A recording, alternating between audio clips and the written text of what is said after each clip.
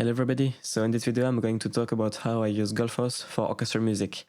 So if you don't know what it is, Gullfoss is sort of an automatic dynamic EQ which has many points and kind of an automatic target curve which you can change slightly with different parameters, but it tries to basically even out the frequency response.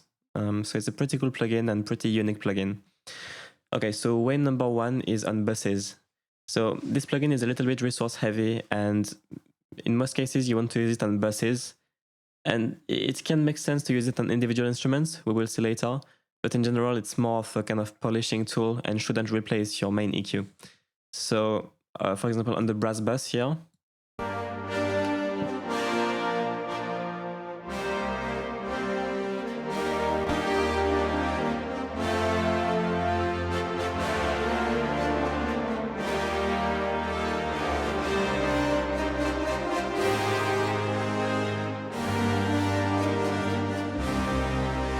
you can see it's kind of controlling the mids a little bit.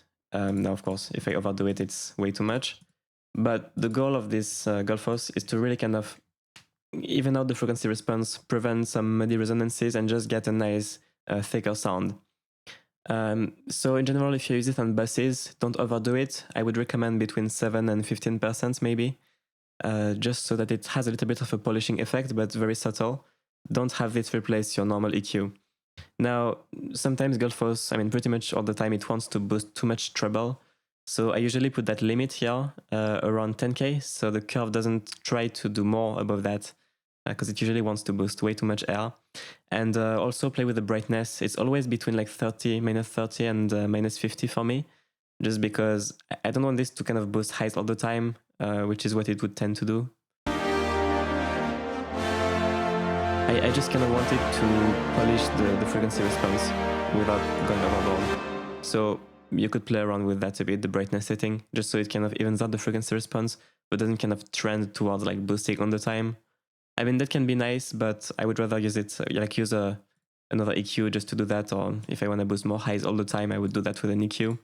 This is more like a frequency response control. So that's the first use. Is like on buses, so strings bass, sometimes brass bass. It can polish the sound a little bit. The second use is if you have double basses which are quite wobbly or like inconsistent sounds. This could actually be a solo cello as well. Say for example you play a low note on a cello and you switch to the note just above, like say you play a C, you switch to a D, and that one D just resonates a lot, like there is a big resonance. Could be because of the room or other factors, you know. But you will always notice some inconsistencies between notes, especially with solo instruments, or even vocals. Well, for that, you can use Gullfoss, and a little bit more heavily. Let me take an example with the bass legato here.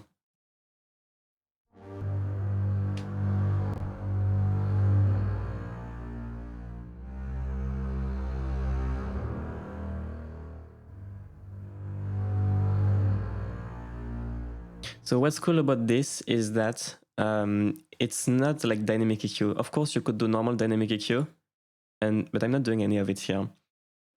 Because I'm using Gullfoss to kind of control the low end. So how is this different from normal dynamic EQ? Dynamic EQ will have a threshold, meaning that if the bass resonates, for example, in the lows too much, and it creates like a resonance boost, like here, for example, or here, well, the dynamic EQ will compress it. So you could do that, and yeah, it would control that muddy resonance. Or say it's like a solo cello, it would control that muddy solo cello resonance like at 200 or whatever. But it's threshold based. So it means that it will, let's say it will only react to the volume. But Gullfoss doesn't react to the volume. It doesn't have a threshold. It reacts to kind of the relationship between the frequencies. So if Gullfoss detects that one resonance kind of pokes out more compared to the other stuff in the spectrum, it will compress it. So it will compress basically based on the spectrum and not based on the input volume that it detects with a threshold. And that's the key difference. So that allows you to just kind of focus it on the bass, as you can see, 0 to 300 pretty much. And then it will kind of bring back consistency between the first and second harmonic, right? Giving a very stable texture.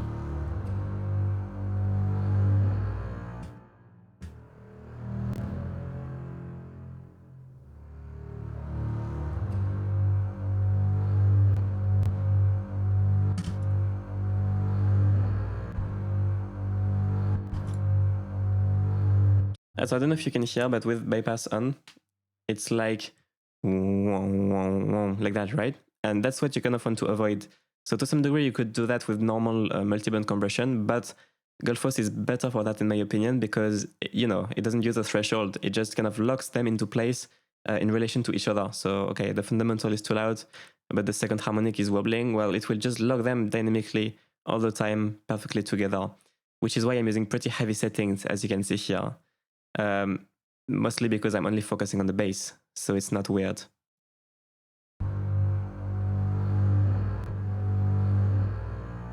So that kind of gives you a really smooth, predictable bass sound and doesn't hurt the dynamics, meaning that if I want my bass to go loud, it will go loud. It will just stay tonally consistent while being loud. So that's the second use. Now the third use is a little bit in mastering, so you could just put it on the master here, or like, I mean, in your mastering session. If you use it for mastering, I would recommend only doing like 7% or 5%, very, very light. Again, don't use this tool to kind of replace your EQing. I don't think it's a good idea, but it can polish things. I mean, yeah, that's pretty much all the uses. Again, if you have a solo vocal, it can help before the compression to just kind of even out the inconsistencies between the notes. So think of this as like advanced multiband compression, advanced dynamic EQ that focuses on the frequency response instead of the actual volume going into the bands. So it doesn't listen to the volume going into the individual points, but it considers the whole frequency spectrum of the sound and tries to bring back equilibrium. So yeah, guys, I hope that was useful, and don't hesitate if you have any questions in the comments. So yeah, I will see you later. Bye bye.